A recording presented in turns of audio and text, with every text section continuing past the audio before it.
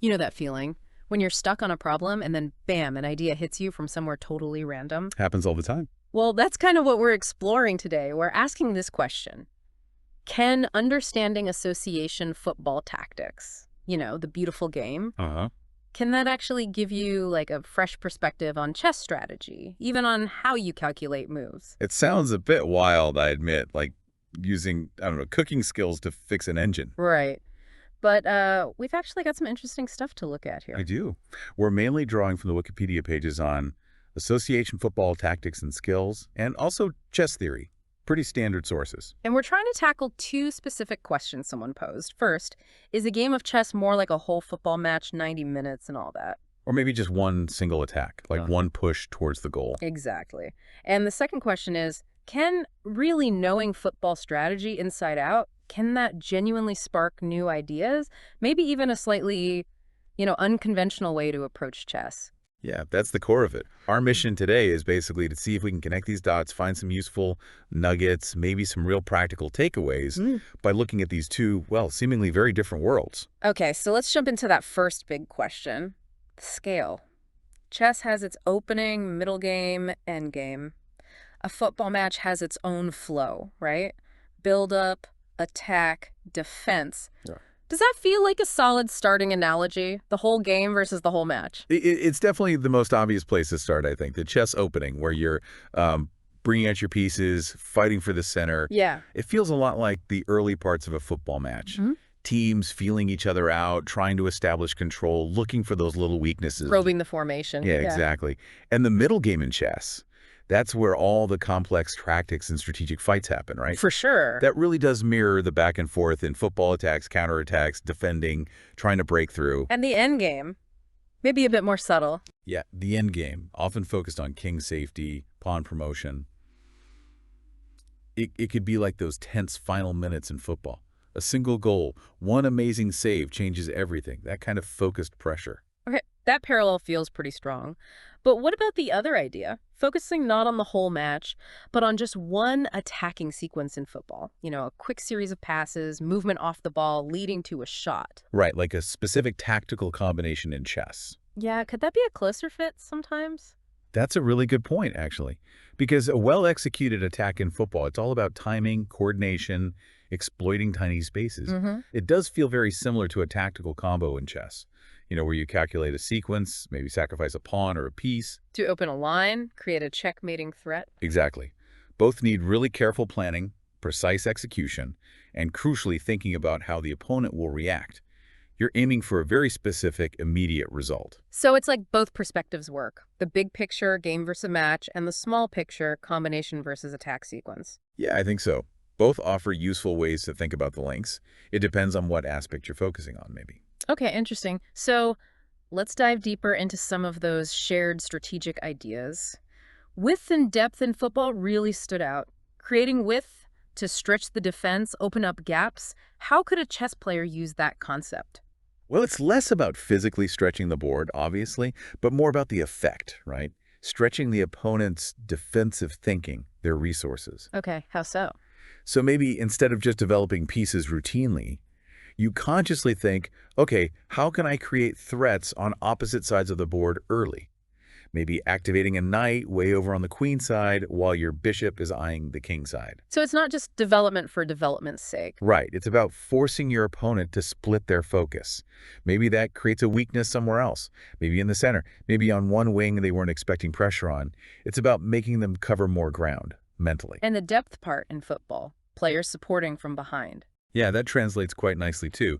Think about bringing your rooks into the game. Even if they're still in the back rank, they provide that deeper support, ready to join the attack later. It's that layered approach. And defensively, football talks about width and depth too, right? Like contracting space. Absolutely. Defensive width in football is about stopping the opponent switching play easily. So in chess, maybe that translates to proactively controlling key squares your opponent might want to use to shift their attack, anticipating those flank changes. It's like seeing your pieces as a defensive unit, a formation almost, not just individual defenders. Exactly. Yeah. Borrowing that football language really helps visualize it, I think. Okay, another big one. Space control. Footballers moving into open lanes, finding that hole between the midfield and defense. How does that map onto Oh, chess? that one's almost direct. Controlling key squares in chess, especially central squares, setting up outposts for knights. Yeah. That is space control. By dominating those areas, you limit where your opponent can go, you restrict their pieces, and you give your own pieces more freedom, more options to attack from. And that hole you mentioned in football. Yeah, that space where a creative player can receive the ball, turn, and suddenly be really dangerous, that feels very much like a strong outpost square in chess. A square deep in enemy territory, supported by a pawn, where your knight or bishop can sit safely and cause trouble. So, could a chess player think more about creating those kinds of holes in the opponent's position? Like deliberately trying to disrupt their pawn structure or piece coordination to open up those vulnerable squares? That's a great way to put it. Actively trying to manufacture those weak points, those gaps in their setup, just like a midfielder probing for space, Mm. it adds a dynamic element to space control. Okay, and then anticipation. Huge in football reading passes, predicting movement. That has to link directly to chess calculation, surely. Oh, absolutely. It's Yeah. fundamental to both. Constantly trying to figure out what your opponent is planning, what they might do next, and thinking several steps ahead. Like calculating variations. Exactly. In football, a defender is always asking pass, dribble, or shoot, and adjusting their position. In chess, you're constantly running through, if I move here, they might go there, then I could try this. It's that same predictive thinking. Football even has concepts like the first, second, and third defender reacting to different stages of an attack. Right. And that could prompt a chess player to think about their opponent's defense in layers, too.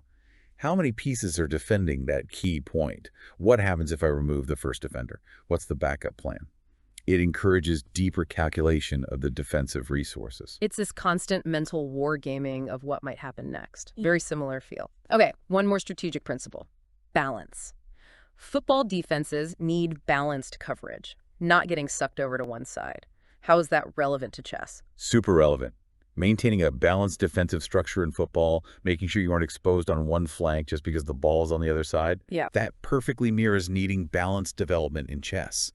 You can't just throw everything into a king-side attack and completely forget about your queen side or leave your king exposed. Leads to weaknesses. Exactly. A balanced chess position means you have resources to deal with threats from anywhere, your structure isn't easily broken down. It's like having a well-drilled, organized bag line in football. No easy gaps. Okay, those strategic parallels are pretty compelling. Let's move on to some specific football tactics now. See if thinking about them helps with chess calculation or finding unusual moves. What about pass and move, the give and go? How could that translate? This is where we can really think about calculation differently. That quick pass and move, or 1-2 in football, it's designed to disrupt the defense through rapid coordinated action, right? It forces defenders to commit or leaves them flat-footed. Create space through movement. Exactly. So in chess calculation, maybe we think about a sequence of forcing moves, like a check, then a capture, then maybe another check, not just for the immediate gain, but for how it disorganizes the opponent's pieces. Does it pull a key defender away? Does it open a diagonal that wasn't there before? Like the 1-2 pass creates an opening for the original passer to run into. Precisely. Could a chess move force a response that, in turn, creates an even better square or line for the piece that just moved, or for another piece? It encourages looking for these little rebound effects in your calculations, thinking dynamically, step-by-step consequence. Seeing the chain reaction, not just the first move. Okay, I like that. What about switching sides in football? Moving the ball across the pitch to find space. Ah, the flank switch. That has a very clear parallel in chess strategy and calculation. You build up pressure on one side, maybe the king side, draw all your opponent's defenders over. Lure them in? Yeah. And then, whoosh, you suddenly shift focus to the queen side where they might be less prepared. It requires calculation, of course. You need to be sure the switch is effective. Can't just do it blindly. No, you need to calculate if you have enough force over there, if the timing is right. But the core idea, exploiting an imbalance created by focusing attention elsewhere, is straight out of the football playbook. And those defense-splitting passes, the through balls, they feel risky but decisive, like certain chess moves. Definitely. A through ball cuts right through the defense, often into the space behind them. It needs perfect timing and weight. High risk, high reward. Exactly.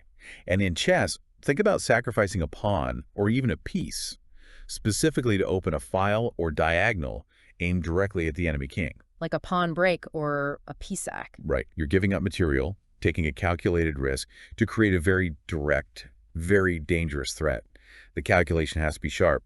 Is this attack strong enough to justify the material loss? Just like a midfielder judging if the through ball will actually lead to a clear chance. Makes sense. How about strong side overloads in football? Bunching players up on one side. That's a really interesting one for chess calculation. Overloading one flank in football forces the defense to react, to commit players there, which Will potentially... leave space on the other side, the weak side. Exactly. So in chess, maybe you could intentionally overprotect a square or bring multiple pieces to bear on one small area of the board. It might look inefficient, like you're wasting tempo. But the hidden purpose. Could be to trick your opponent into focusing their pieces and calculation on that area while you're secretly preparing a strike somewhere else they've neglected. The calculation involves anticipating their reaction to the overload and seeing how you can exploit the resulting weakness. Yeah, It's a bit deceptive. very subtle. Okay. And the counterattack. That lightning transition from defense to offense in football. The quick break. Love watching those. Me too.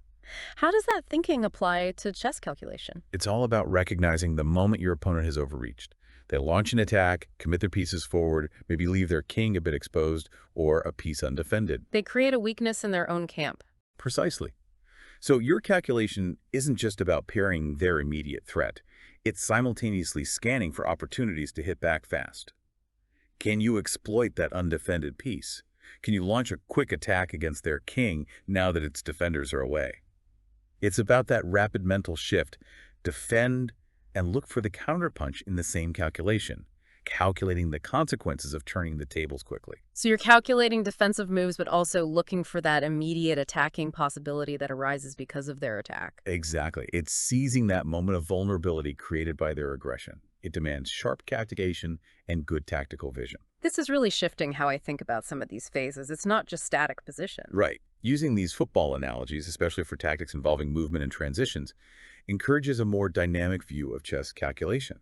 You start seeing how moves create imbalances, open possibilities, provoke reactions. Yeah. It's less about just evaluating the current position and more about seeing the flow. Okay, let's touch on defensive concepts too. Football has zone versus man-to-man marking. Any parallels in chess defense? It's an interesting thought.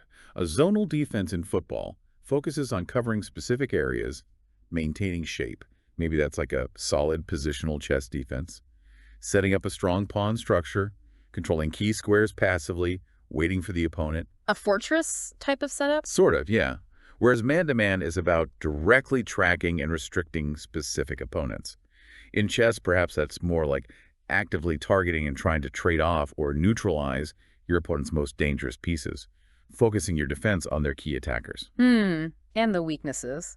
Man-to-man in football can apparently lead to gaps if players get pulled out of position. And that's a great parallel. If you focus too much on stopping just one of your opponent's pieces in chess, you might completely miss a threat from another piece or weaken your overall structure. You can get dragged out of position, just like a defender following their man too far. So a balance is probably needed, like in football. What about pressure height?